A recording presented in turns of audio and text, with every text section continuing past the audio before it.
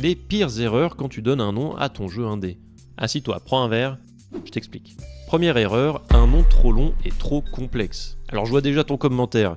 Oui mais Abel, mon jeu préféré c'est The Dark Castle of the Bloody King 3 et il a très bien marché hein. Évidemment que des jeux avec des titres longs ont pu bien se vendre, mais on est ici pour mettre toutes les chances de ton côté, et un nom court et impactant aura toujours plus de chances de rester en mémoire.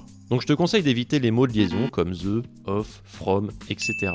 et d'aller au plus direct. Deuxième erreur, un nom qui ne reflète pas le gameplay ou l'univers du jeu. Prenons un jeu fictif qui s'appellerait Forge Empire. Inconsciemment on se dit que ça parle de conquête sur fond d'univers médiéval, le tout dans un jeu possiblement orienté stratégie.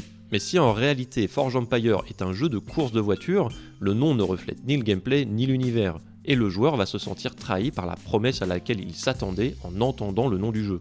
Un bon exemple de cette idée serait Minecraft, dont le nom est formé des mots miner et construire, qui sont les deux choses principales que va faire le joueur tout au long du jeu. Troisième erreur, mettre un numéro pour signifier une suite. Tu as fait un premier jeu, tu veux faire une suite, et tu décides de reprendre le titre de base en ajoutant un bon gros 2 à la fin. Et bien aussi intuitif que ça puisse paraître, ça peut en fait freiner les joueurs à acheter ton jeu pour une raison simple, tous les joueurs qui vont découvrir tes jeux avec cette suite vont se demander est-ce que j'ai besoin de jouer au premier jeu pour jouer à la suite. C'est pour ça que beaucoup de développeurs choisissent plutôt de mettre un sous-titre au nom principal, comme la série des Stalker par exemple, ou même plus récemment les jeux A Plague Tale.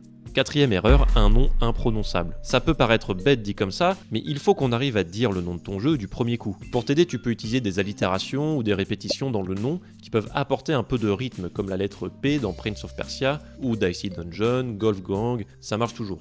Et dernière erreur, les mots déjà trop utilisés. Magic, Champion, Adventure, etc., etc. Tous ces mots sont à éviter. Ils vont juste invisibiliser ton jeu dans les recherches sur les plateformes de jeu, mais aussi dans la tête des joueurs. Alors, quel nom as-tu trouvé pour ton jeu?